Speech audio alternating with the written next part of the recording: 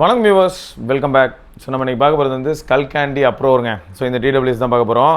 ஏன்னா skull candy அப்படிங்கிற பிராண்டை பற்றி பார்க்கும்போது அதுக்கு ஒரு பெரிய லெகசி இருக்கிற மாதிரியான ஒரு ஃபீல் இருந்தாலும் இப்போ என்னமோ மார்க்கெட்டில் ரொம்பவே ஃபேட் ஆஃப் ஆன மாதிரி இருக்குது. அது மட்டும் இல்லை, இந்த பிராண்டோட ப்ராடக்ட்ஸை பெரும்பாலும் நம்ம வந்து யூபிஐ அப்ளிகேஷனில் தான் பார்க்க முடியுது. இவ்வளோக்கு கூப்பன் இருக்குது, இந்த கூப்பன் அப்ளை பண்ணிங்கன்னா இந்த ப்ரைஸ்க்கு வாங்கலாம் அப்படின்னு சொல்லி கிரேசியான கூப்பன்ஸ்லாம் பார்க்க முடியுது. ப்ளஸ் அவங்களும் அவங்க ஓன் வெப்சைட்லேயே 10,000 ரூபா மதிப்பு இருக்கிற பொருளுக்கு இந்த கூப்பனை போடுங்க 2,000 ரூபாய் கிடைக்குது அப்படின்னு சொல்லி வச்சிருக்கானுங்க. சரி, இருந்தாலும் 1,500 ரூபாய் மதிப்பில் இருக்கக்கூடிய நிறைய டிடபிள்யூஎஸ் நம்ம டெஸ்ட் பண்ணியிருப்போம் இல்லையா? அந்த அடிப்படையில் பார்க்கும்போது ஸ்கல் கேண்டி எப்படி இருக்குது, அதுவும் அப்ரோர் அப்படிங்கிறது வந்து நான் இன்றைக்கி பார்த்துட்டு இருந்தேன், சும்மா ட்விட்டரில் பார்த்துட்டு இருந்தேங்க. அப்போது இந்த டீலு அப்படின்னு சொல்லிட்டு ஒரு குறிப்பிட்ட கூப்பன் போட்டால் 1,299 ப்ளஸ் இதில் வேறு நீங்கள் யூபிஐ வழியாக பே பண்ணிங்கன்னா 1,234 இந்த மாதிரியான ப்ரைஸ்க்கெலாம் வாங்க முடியும்னு போட்டிருந்தது. சரி, ட்ரை பண்ணுவோம், ப்ராடக்ட் நிஜமாக நல்லா இருக்கா இல்லையான்னு பார்ப்போம். அது மட்டும் இல்லாமல் அந்த பிராண்ட் இமேஜ் மெயின்டைன் பண்ணியிருக்காங்களா இல்லை ரொம்ப டம்மி பைல் ஆகிட்டாங்களான்னு பார்க்கலான்னு சொல்லி தான் ஆர்டர் பண்ணி வாங்கினேன். ஆனால் எப்படி இருந்தது, ஒர்த்து தானா? 1,234 ரூபாய், சரி 1,300 ரூபாய்க்கு தாராளமாக இதை நம்ம சஜஸ்ட் பண்ணலாமா கூடாதா, இது எல்லாத்தையும் இப்போ தொடர்ந்து பார்த்துடலாமா? ஓகேங்க. ஸோ ஃபஸ்ட்டு பாக்ஸில் வந்து பார்த்தீங்கன்னா ஸ்கல் கேண்டி எப்பயும் இருக்கிற மாதிரி அதே அந்த பிராண்டிங் அண்டு உங்கள் இந்த டிடபிள்யூஎஸை ஷோகேஸ் பண்ணியிருக்காங்க. பாக்ஸ் இல்லை 46 hours. So up to 46 hours அப்படிங்கிறது வந்து பார்த்தீங்கன்னா battery life plus rapid charge அப்படின்னு போட்டு வச்சுருக்காங்க. அப்புறம் 4 மைக்கு. ஸோ ஆக மொத்தம் இது வந்து ட்ரிபிள் மைக் செட்டப் இல்லை, குவாடு மைக்குன்னு என்னது 2 மைக் ஒரு பட்டில் இருக்கும். ஸ்வெட் அண்ட் வாட்டர் ரெசிஸ்டன்ட் போட்டிருக்காங்க, மல்டி பாயிண்ட் பேரிங் இருக்குது அண்டு டச் கண்ட்ரோல்ஸ் இருக்குது.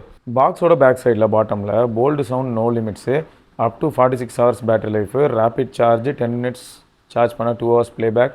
அப்புறம் உங்களுக்கு 10 mm டிரைவர் யூனிட் இருக்குது, லோ லேட்டன்சி இருக்குது, USB C charging, quick connect technology, touch control, Bluetooth 5.4 இருக்குன்னு போட்டிருக்காங்க. இந்த குவிக் கனெக்ட் டெக்னாலஜி பொறுத்த வரைக்கும் எஸ், அது டக்குன்னு தான் கனெக்ட் ஆகுது. பாக்ஸ்லேருந்து வெளியில் எடுத்தாலே, அதாவது அந்த டிடபிள்யூஸோட கேஸ்லேருந்து பட்ஸை வெளியில் எடுத்தாலே டக்குன்னு கனெக்ட் ஆகுது. அண்ட் அது வாய்ஸ் இருக்கும் இல்லையா, எல்லா பட்ஸ்லையும் ஏதாவது ஒரு வாய்ஸ் இருக்குமே, அதுவும் ஜென்டிலாக இருக்குங்க. ஆனால் இங்கெல்லாம் இல்லை. பாக்ஸில் பின்னாடி மனசாட்சியே இல்லாத ஒரு ப்ரைஸ் போட்டு வச்சுருக்காங்க. 1 இயர் வாரண்டிங்கிறது சந்தோஷம் தான், ஆனால் 9,199 ரூபான்னு போட்டு வச்சுருக்கானுங்க. ஆனால் விற்கிறது பெரும்பாலும் பார்த்தீங்கன்னா 2,500 ரூபா 2,000 ரூபாய் கீழே தான். அதுலேயும் இந்த மாதிரி கூப்பன் கோடெலாம் உங்களுக்கு கிடச்சிதுன்னா ப்ரைஸ் ரொம்பவே கம்மியாகும்னு வச்சுக்கோங்களேன். சரி, ஓகே, ஏதோ சொல்கிறானுங்க. Bold sound no limits. App support பற்றி எங்கேயுமே இல்லை பாருங்கள், ஏன்னா இதுக்கு ஆப் சப்போர்ட் இல்லை. நீங்கள் ஆப் இன்ஸ்டால் பண்ணுறீங்கன்னே வைங்களேன், ஸ்கல் கேண்டி ஆப் இன்ஸ்டால் பண்ணிங்கன்னா அப்ரோருக்கு சப்போர்ட் கிடையாது அப்படின்னு வந்துடும், அதுலேயே ஒரு பாப்அப் மாதிரி வந்துடும். ஸோ ஆக மொத்தம் ஆப் சப்போர்ட் இல்லை. சரி, ஆப் சப்போர்ட் இல்லைனாலும் ப்ராடக்ட் எப்படி இருக்குது, அதாவது ஏதாவது ஒரு சில ஹிடன் ஆப்ஷன்ஸ் இருக்கா? எஸ், அந்த மாதிரி ஒரு சில விஷயங்களை வந்து யூஸ் பண்ணும்போது தான் பார்த்தேன். அது என்னங்கிறதையும் நான் சொல்கிறேன். ஸோ பாக்ஸை ஓப்பன் பண்ணிங்கன்னா மேட் ஃபினிஷில் இதோ இந்த டிடபிள்யூஎஸ் இந்த பிளாஸ்டிக் கவரில் ரேப் ஆகியிருக்கோங்க. சரியா, இப்படி தான் இருக்கும். நான் ஆல்ரெடி யூஸ் பண்ண ஆரம்பிச்சிட்டேன், உங்ககிட்ட கொஞ்சம் எக்ஸாக்ட் டேட்டா கொடுக்கலாமேன்னு சொல்லி. ஸோ இந்த மாதிரி தான் இருக்கும், இதில் வந்து நீங்கள் எடுக்கிற மாதிரி இருக்கும். ஒரு மாதிரி மேட் ஃபினிஷு, பில்டு ஓகே. இந்த கையில் எடுத்து பிடிக்கும் போதெல்லாம் அந்த 1,500 ரூபா டிடபிள்யூஎஸ்லாம் எப்படி இருந்ததோ அதெல்லாம் கம்பேர் பண்ணும்போது இது ஒரு பில்டு இன்னும் நல்லாவே இருக்குது. அண்ட் அந்த லோகோ இருக்கு இல்லையா, பிராண்டோட லோகோ, அதை வந்து ஃப்ரண்ட்டில் அவங்க நல்லாவே எம்பட் பண்ணியிருக்காங்க அப்படின்னு சொல்லலாம்.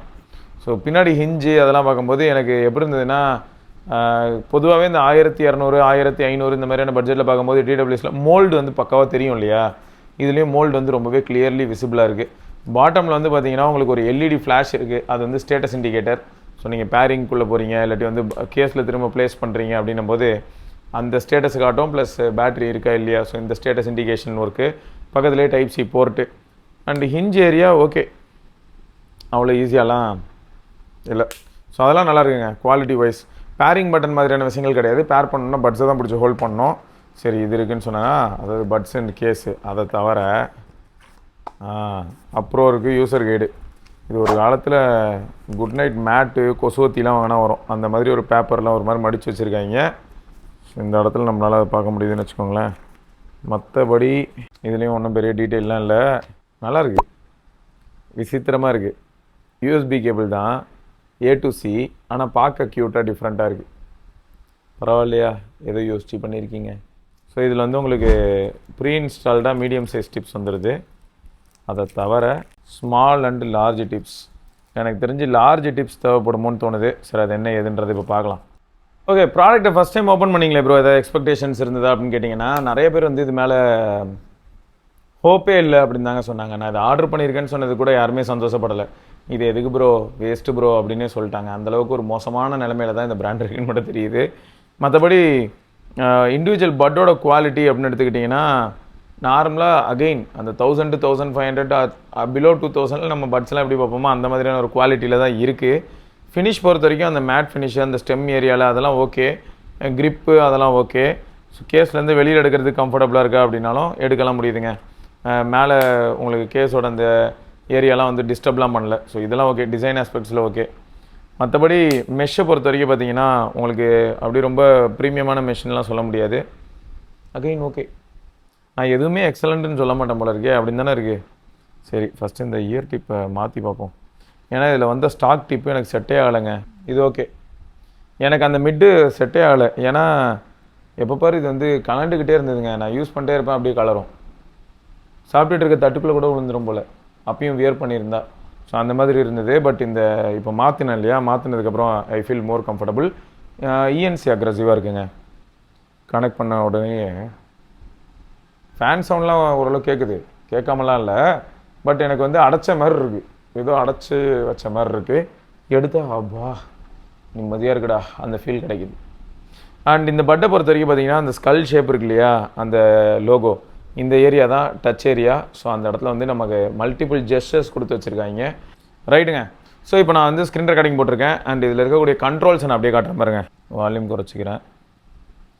சிங்கிள் டேப் ப்ளே பாஸுங்க. ஸோ ரைட் பட்டில் பண்ணாலும் சரி, லெஃப்ட் பட்டில் பண்ணாலும் சரி. ஸோ உங்களுக்கு வந்து நீங்கள் டச் கரெக்டாக பண்ணிட்டீங்க அப்படின்னா ஒரு பீப் சவுண்ட் ஃபீட்பேக்காக வரும். And there will be some latency. அதாவது நீங்கள் டேப் பண்ணி நெக்ஸ்ட்டு ஒரு செகண்டில் தான் அங்கே நடக்குமே தவிர டேப் பண்ண உடனே இன்ஸ்டண்ட்டாலாம் அங்கே எதுவுமே ரியாக்ஷன் நடக்காது. ஸோ அது ஒன்று. ரெண்டாவது, இதில் 3 ஹிடன் ப்ரொஃபைல் இருக்குங்க. டபுள் டேப் பண்ணுன்னா அங்கே எதுவுமே நடக்காது, இங்கே மாறும். மூவி மோட் அப்படிங்கிற மோடுக்குள்ளே போயிருக்குங்க. அடுத்து டபுள் டேப் பண்ணால் பாட்காஸ்ட் மோடுக்குள்ளே போயிடுங்க. ஓகேயா. அடுத்து டபுள் டேப் பண்ணுன்னா music mode. So left as well as right bud ரெண்டு பக்கமும் வந்து இந்த டபுள் டேப்புக்கு இதுதாங்க வேலை. அதாவது பிட்வீன் மோட்ஸ் ட்ராவல் பண்ணோம், ஈக்குவலைசர். ஸோ இந்த EQ எப்படி இருக்குன்னா மியூசிக்கு செம இமர்சிவாகவும் ஒய்டாகவும் டீப் பேஸ் இருக்குது. நல்ல ஹைஸும் ஸ்கோர் ஆகுது, ஆனால் பேஸ் நல்லாவே ஸ்கோர் ஆகுது. எனக்கு எப்படி இருந்ததுன்னா இந்த T200 நம்ம கவர் பண்ணியிருப்போம், இப்போ T500 Pro நம்ம கவர் பண்ணியிருப்போம், நார்டு பட்ஸ் கவர் பண்ணியிருப்போம், நார்டு பட்ஸ் 3. ஸோ இந்த மாதிரியான ப்ராடக்ட்ஸ்லாம் ஒரு பேஸ் இருக்கும் இல்லையா. ஸோ அந்த மாதிரியான ஒரு பேஸ் இருக்குது. ப்ளஸ் அந்த பேஸை வந்து நீங்கள் ஃபர்தர் டியூன் பண்ணி கொண்டு போகலாம்.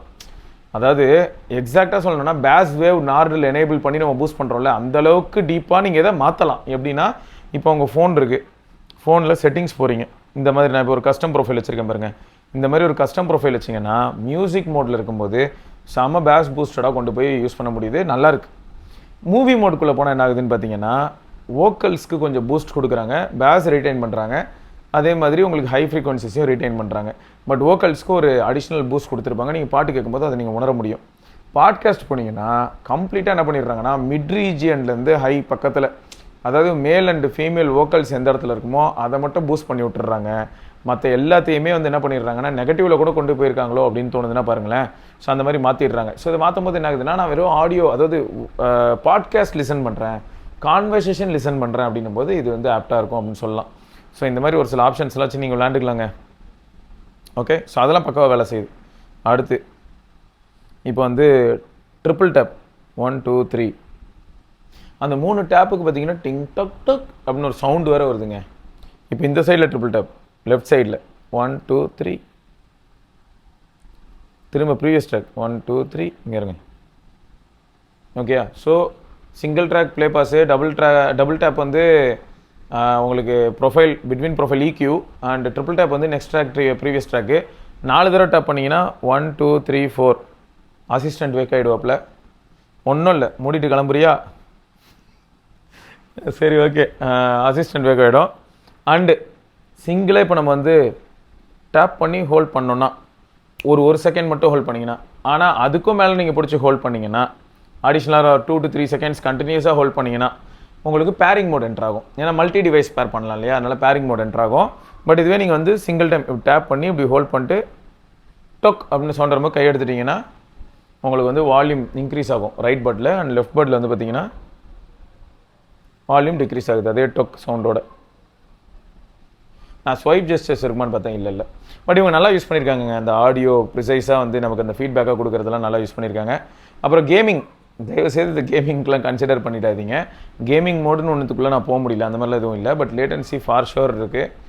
சப்வே சர்ஃபஸ் மாதிரியான கேம் நான் விளையாண்டு ட்ரை பண்ணும்போது காயினை கலெக்ட் பண்ணதுக்கப்புறமா கூட காயின் கலெக்ட் பண்ண சவுண்ட் வருது. இந்த மாதிரியான ஒரு சில லேட்டன்சிஸ்லாம் நல்லாவே ஃபீல் பண்ண முடியுது. அப்போ ஆட்டோமேட்டிக்காக யோசிச்சு பார்த்துக்கோங்க, ஃபர்ஸ்ட் பர்சன் ஷூட்டர் இந்த மாதிரியான கேமுக்குலாம் இது செட்டே ஆகாது.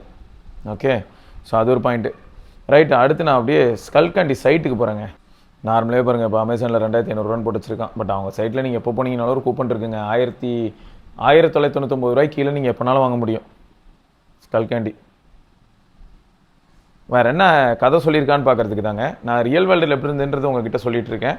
அதை தாண்டி மற்ற கருத்துக்களை பார்க்கலான்ட்டு தான்.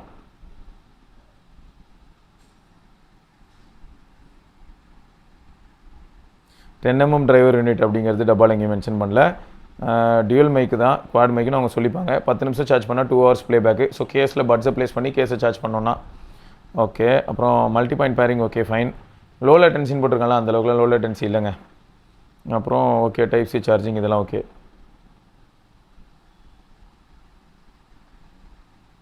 வேறு எதுவுமே இல்லையா?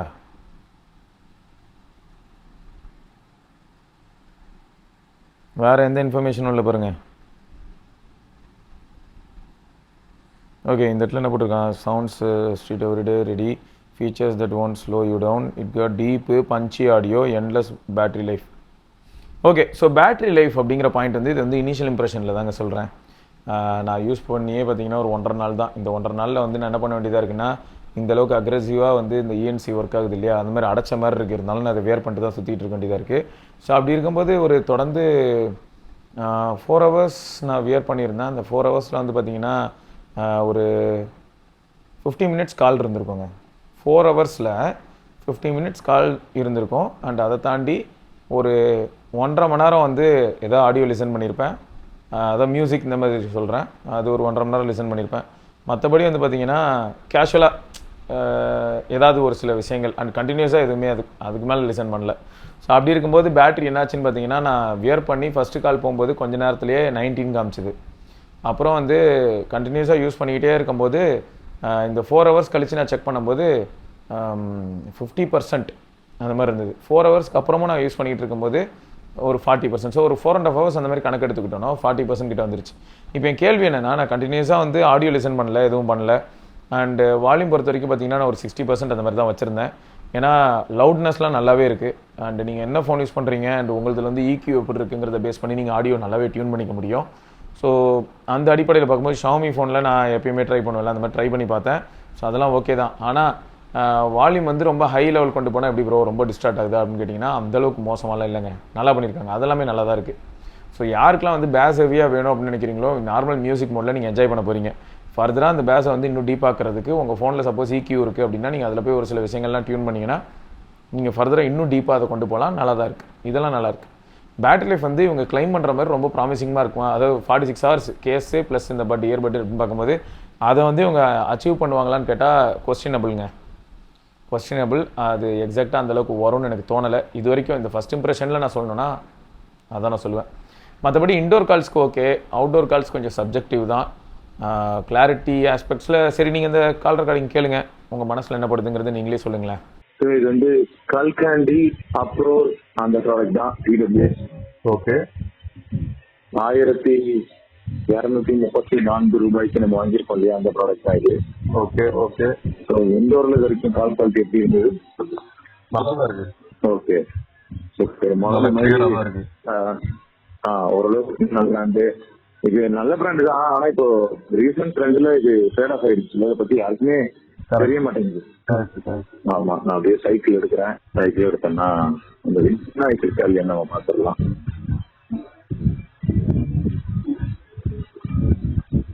நீ எங்க இருக்க? உன் சைட்ல இருந்து தானே கேட்குது சவுண்ட் எல்லாம். ஆமாமா, நான் ஃபேன் பக்கத்துல இருக்கேன். நேரம் அந்த ஃபேன் சவுண்ட் கேட்டுட்டு இருந்தது. ஆமா, எதுவும் கேட்கல. ஆமா, நான் போன்ல தான் பேசிக்கிட்டு இருக்கேன். ஆமா, ஆனா நாய்ஸ்லாம் இருக்கா? நம்ம எல்லாம் கிளம்பிக்குதா? இருக்கு, ஆனா ரொம்பலாம் இல்ல. பரவாயில்ல, இருக்கு கேக்குது. ரெக்கார்டிங்ல எல்லாருக்கும் கேட்கும். அவங்க ஜட்ஜ் பண்ணிக்கலாம் எப்படின்னு சொல்லிட்டு. நல்லாவே கேக்குது இப்போ. கால் ரெக்கார்டிங் லிசன் பண்ணீங்களா? எப்படி இருக்குது? ஸோ ஆக மொத்தம் நல்லா ஞாபகம் வச்சுக்கோங்க. இந்த பட்ஜெட்டில் வரக்கூடிய பட்ஸ் எல்லாமே பெரும்பாலும் இப்படி தாங்க வேலை செய்யுது, சரியா? அண்ட் அதுலேயும் வந்து ஒரு சில பட்ஸ் தான் பேஸ் நல்லா பூஸ்டடாக சூப்பராக ஒரு சிலருக்கு பிடிச்ச மாதிரி மாறுதுன்னு வைங்க. அந்த ஆஸ்பெக்ட்ஸில் பார்க்கும்போது ஸ்கல்கேண்டி அப்ரோர் ரோர் கர்ஜிக்கிறது எப்படி கர்ஜிக்குது அப்படின்னா பேஸ்ன்னு கர்ஜிக்குது. ஆனால் ஹிட்டனாக நிறையா வச்சு, அதாவது ஹிட்டனாக தான் நிறைய ஆப்ஷன்ஸ் இருக்குது. ஸோ எனக்கு என்ன மனசளவில் தோணுச்சுன்னா, ஐயா இவ்வளோ பண்ண தெரிஞ்சவங்களுக்கு லைட்டாக அந்த ஆப் சப்போர்ட் கொடுத்துருந்தீங்கன்னா இந்த பட்ஜெட்டில் யாருமே உருப்படியாக ஆப் கொடுக்கல. ஸோ அதில் நீங்கள் ஏரியாவில் ஸ்கோர் பண்ணியிருக்கலாமே, ஏன் அப்படி பண்ணுறீங்க அப்படின்னு தான் தோணுச்சு. ஸோ அது பண்ணாமல் விட்டது ஒரு குறையான மாதிரி தோணுதுங்க. ஸோ மற்றபடி வந்து உங்கள் ஃபோனில் நேட்டிவாகவே EQ ஆப்ஷன்ஸ் இருந்ததுன்னா இதில் வந்து நீங்கள் பெஸ்ட்டு ரிசல்ட்டை கொண்டு வர முடியும். அதெல்லாம் வந்து கண்டிப்பாக கொண்டு வரலாம். ரைட்டு. ஸோ நீங்கள் யாராவது ஸ்கல்கேண்டி அப்ரோரோ இல்லாட்டி வேறு ஏதாவது ப்ராடக்ட் யூஸ் பண்ணுறீங்க ஸ்கல்கேண்டியில் அப்படின்னா எப்படி இருக்குது, ஆஃப்டர் சேல் சப்போர்ட் எப்படி இருக்குது, நீங்கள் யூஸ் பண்ணுற ப்ராடக்ட்டில் அவங்க ப்ராமிஸ் பண்ணுற அளவுக்கு பேட்டரி லைஃப் இருக்கா, பெரும்பாலும் எனர்ஜி லாஸ் அப்படிங்கிறது நடக்குங்க. ஸோ நம்ம ப்ராக்டிக்கலாக இருக்கணும். ரொம்ப ஓவராகவும் அவன் 46 மணி நேரம் சொன்னான் ப்ரோ, எனக்கு 43 மணி நேரம் 50 நிமிஷம் தான் வந்துச்சு. 43 மணி நேரம் 50 நிமிஷம் வந்திருக்குனாலே பெரிய அச்சீவ்மெண்ட் தான்.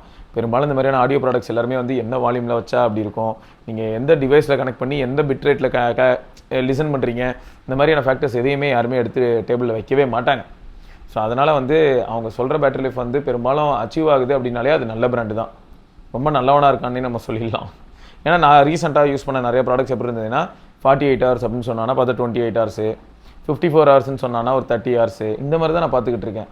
கண்டினியூஸ் யூசேஜ், கண்டினியூஸாக வியர் பண்ணி டிரான்ஸ்பரன்சி இந்த மாதிரி ரொம்பவே நம்ம மூவ் பண்ணோம்னா ட்ரான்ஸ்பரன்சி மோட் யூஸ் பண்ணுறேன். எது சொல்கிறேன்னா ANC டிரான்ஸ்பரன்சி இருக்கிற பட்ஸில் வந்து டிரான்ஸ்பரன்சி ANC யூஸ் பண்ணேன்னா அதுவும் பேட்டரியை வந்து குறைக்க தான் செய்யும். ஸோ நிறைய factors comes in to play. Right. So இதை தொடர்ந்து இன்னொரு பதிவில் சந்திப்போம். வேறு ஏதாவது உங்களுக்கு சந்தேகங்கள் அப்ரோர் பற்றி இருந்தால் தாராளமாக கமெண்ட் செக்ஷனில் கேளுங்க.